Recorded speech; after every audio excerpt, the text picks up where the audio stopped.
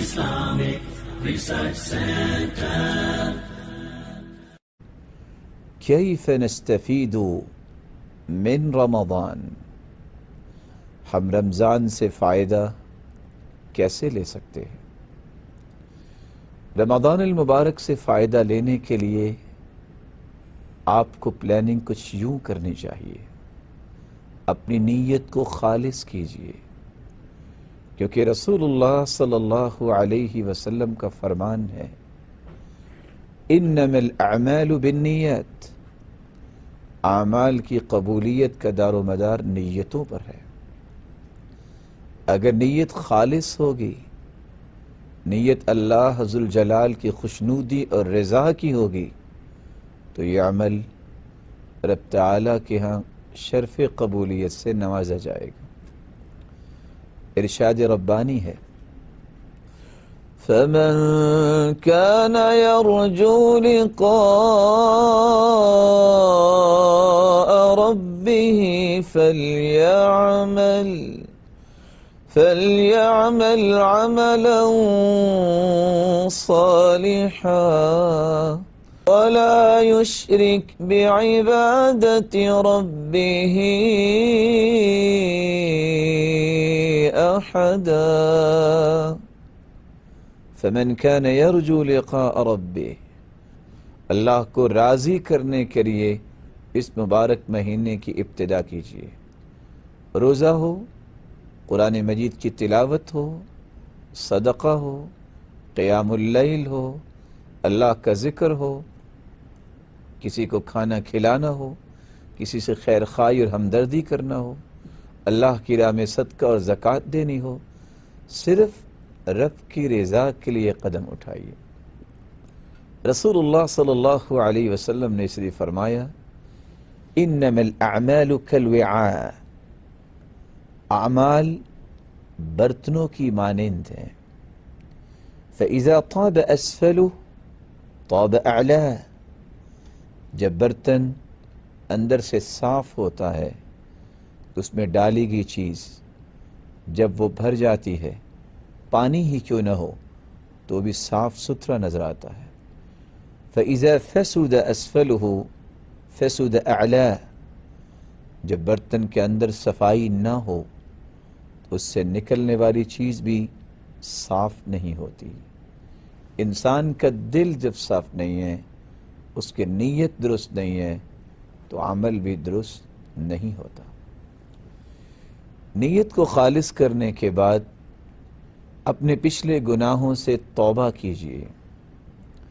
رب تعالیٰ کے سامنے اپنے گناہوں کا اعتراف کیجیے، اقرار کیجیے.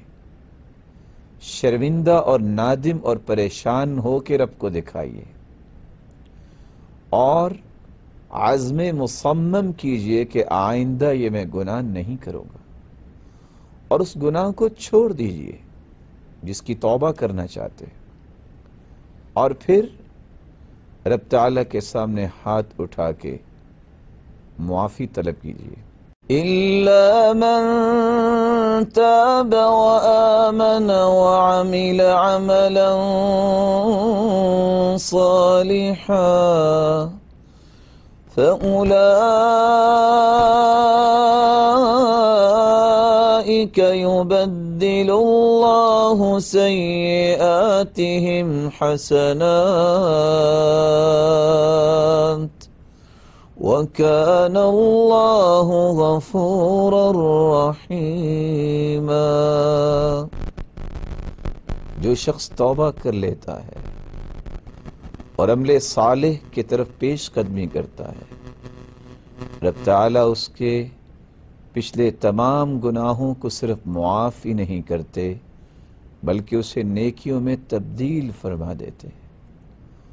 اور اللہ ذوالجلال بخشنے والے اور رحم کرنے والے. اپنے گناہوں سے توبہ کرنے کے بعد اپنے دل کو خوبصورت بنائیے. وَزَيَّنَهُ فِي قُلُوبِكُمْ، یہ ایمان اور ایمان کے ثمرات دل میں ہی سجائے جائیں گے. جس رب نے تمہارے دل میں ایمان کو سجانا ہے اس دل کو خوبصورت بنائیے۔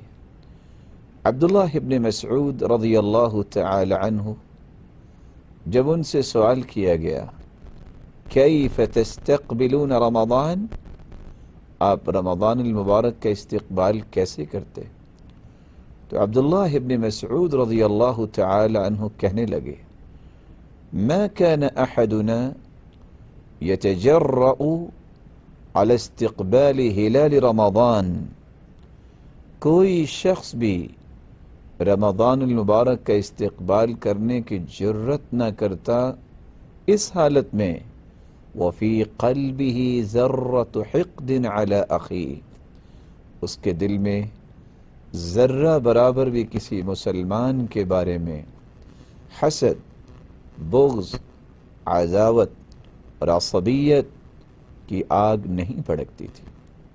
اپنے دل کو ان تمام قسم کی مذموم صفات سے پاک کیجیے۔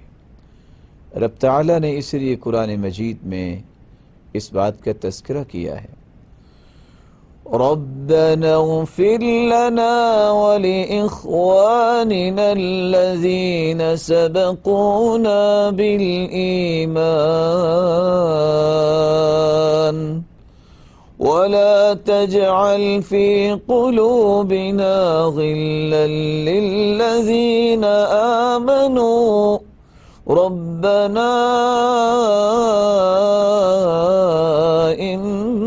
إنك رؤوف رحیم۔ ربنا اغفر لنا، دعا کیجئے اے اللہ ہمیں بھی معاف فرما، اے اللہ ہمارے ان بھائیوں کو بھی معاف فرما جو ہم سے پہلے اس دنیا میں موجود تھے اور اس وقت آپ کے پاس پہنچ چکے۔ وَلَا تَجْعَلْ فِي قُلُوبِنَا غِلًّا لِلَّذِينَ آمَنُوا، ایمان والوں کے بارے میں اے اللہ ہمارے دل میں کوئی گرہ نہ ہو، کوئی حسد اور بغض اور کینہ اور عداوت نہ ہو۔ اے اللہ، اے ہمارے پالنے والے، تو بہت ہی رحیم اور رؤوف ہے۔ دل کی صفائی کے بعد اپنے وقت کو منظم کیجیے۔ کس وقت میں نے سونا ہے، کس وقت میں نے قرآن کی تلاوت کرنی ہے، کس وقت میں نے اللہ ذوالجلال کا ذکر کرنا ہے، کس وقت میں نے رسول اللہ صلی اللہ علیہ وسلم پر درود بھیجنا ہے، کس وقت میں نے اپنے کام کاج کرنے ہیں۔ اپنے وقت کو منظم کیجیے۔ جب تک آپ اسکیجول تیار نہیں کرتے تو ان مبارک ساعتوں سے آپ صحیح فائدہ نہیں لے سکتے۔ رسول اللہ صلی اللہ علیہ وآلہ وسلم نے اس لیے فرمایا تھا نعمتان مغبون فیہما کثیر من الناس الصحہ والفراغ، دو نعمتیں ایسی ہیں جس میں لوگ بہت ناقدری کرتے ہیں، جن نعمتوں کی لوگ بہت ناقدری کرتے ہیں، ایک صحت اور دوسرا فارغ البالی۔ فراغت اور صحت دو ایسی نعمتیں ہیں جن کی قدر انسان نہیں کرتا، اور جو قدر کرنا جانتا ہے وہ اپنے مستقبل کو، اپنے فیوچر کو اور آخرت کو بنانا بھی جانتا ہے۔ اس لیے کہا جاتا ہے من علامت المقت ضیاع الوقت، کسی کی بدبختی کی علامت یہ ہے کہ وہ وقت کو ضائع کرتا ہے۔ اور قرآن مجید میں اللہ ذوالجلال نے اس لیے فرمایا وَأَنِيبُوا إِلَىٰ رَبِّكُمْ وَأَسْلِمُوا لَهُ مِن قبل أن يأتيكم العذاب ثم لا تنصرون، رب کی طرف لوٹ آؤ، پلٹ کے آ جاؤ اور اس کے سامنے اپنا سر جھکا دو، اس سے پہلے کہ اچانک سے تم پہ عذاب نہ آ جائے اور پھر تم مدد نہ کیا جاؤ۔ نیت کو خالص کر لینے کے بعد، توبہ کر لینے کے بعد، اپنے دل کی صفائی کے بعد اور اپنے وقت کو منظم کرنے کے بعد آپ 5واں کام روزے کو اہتمام کے ساتھ نبھائیے، روزہ رکھیے۔ رسول اللہ صلی اللہ علیہ وسلم پر قرآن نازل ہوتا ہے، یا ایہا الذین آمنوا کتب علیکم الصیام كما كتب على الذين من قبلكم لعلكم تتقون۔ اے ایمان والو، تم پہ روزے فرض کیے گئے جس طرح تم سے پہلے لوگوں پر فرض کیے گئے تاکہ تم متقی بن جاؤ۔ رسول اللہ صلی اللہ علیہ وسلم نے کتنی خوبصورت بات سمجھائی، ما من عبد يصوم يوما الا بعد اللہ بذلك اليوم وجهه عن النار 70 خریفا۔ صحیح بخاری اور صحیح مسلم کی روایت ہے، جو شخص ایک روزہ اللہ کی راہ میں نفلی روزہ رکھتا ہے، رب تعالیٰ اسے جہنم سے 70 سال کی مسافت دور فرما دیں گے۔ یہ تو نفلی روزے کی بات ہے، اور فرضی روزہ جس کے بارے میں حدیث قدسی ہے، الصوم لی وانا اجزی بہ، روزہ میرے لیے ہے، اس کی جزا بھی میں ہی دوں گا۔ وَيُطْعِمُونَ الطَّعَامَ عَلَى حُبِّهِ مِسْكِينًا وَيَتِيمًا وَأَسِيرًا۔ اللہ والوں کی علامت ہے وہ کھانا کھلاتے ہیں اللہ کی محبت حاصل کرنے کے لیے، یتیموں کو اور مسکینوں کو اور قیدیوں کو۔ زبان کی حفاظت کیجئے، اس 8ویں بات کو کبھی نہ بھولیے۔ رسول اللہ صلی اللہ علیہ وسلم نے فرمایا، من لم يدع قول الزور والعمل به فليس لله حاجة ان يدع طعامه وشرابه۔ جو جھوٹ نہیں چھوڑتا، جو جہالت کے کام نہیں چھوڑتا، اس کو بھوکا رہنے کی بھی ضرورت نہیں ہے۔ اور یاد رکھیے، رب تعالیٰ کا فرمان ہے، ما يلفظ من قول إلا لديه رقيب عتيد۔